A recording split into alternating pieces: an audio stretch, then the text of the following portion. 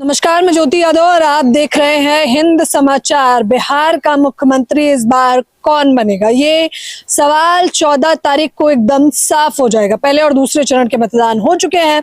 अब लगातार आप एग्जिट पोल देखना शुरू कर चुके होंगे, लेकिन मुख्य तौर पर वो लोग जो बिहार में जमीनी स्तर पर रहे, जिन्होंने जनता का एग्जिट पोल निकाला है, उनका पोल क्या कुछ कह रहा है। क्या नाम है?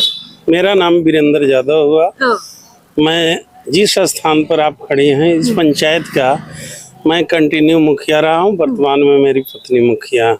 तो मुखिया जी, हमें ये बताइए, आपने क्या देखा इस बार बिहार में?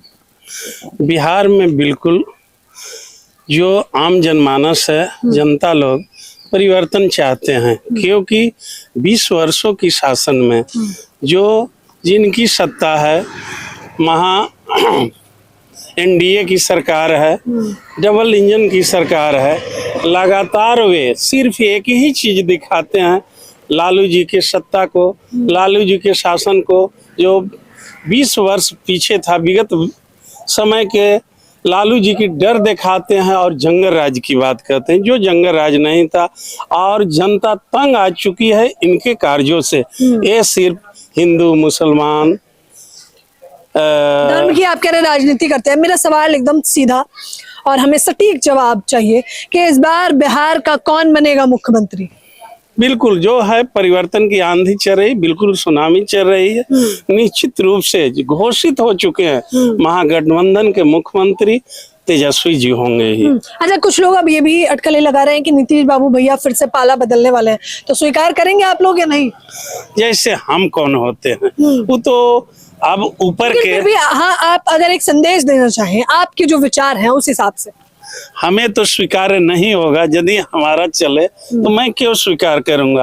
और हम समझते हैं कि उनके आने की या स्वीकारने के आने का प्रश्न ही नहीं उठता है, क्योंकि मैं बिल्कुल पूर्ण बहुमत में आ जाऊंगा। जो स्थिति है, जनता जिस प्रकार हम लोग के समर्थन दे रही है, इससे साफ जाहिर है। हाँ, तो आप कह रहे हैं पूर्ण बहुमत से महागठबंधन?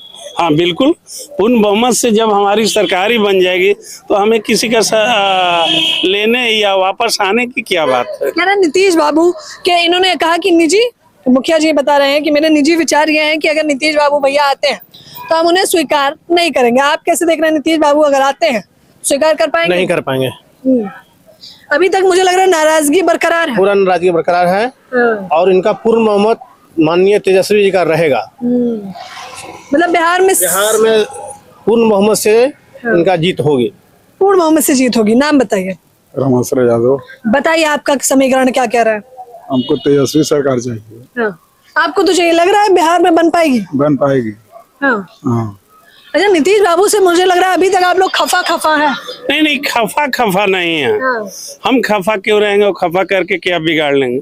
लेकिन मैं कह रहा हूँ किसी प्रकार की हमारे जो उच्चतम या जो हमारे शीर्ष नेतृत्व है लाचारी हो जाए तो उन्हें स्वीकारते होंगे या स्वीकारना पड़े, अलग की बात है। हाँ। लेकिन चले, और जब हमारी पूर्ण बहुमत ही आ जाएगी तो कौन सी ऐसी लाचारी है। हमारा अलग सोच है। जो भी मेरा मैनिफेस्टो है,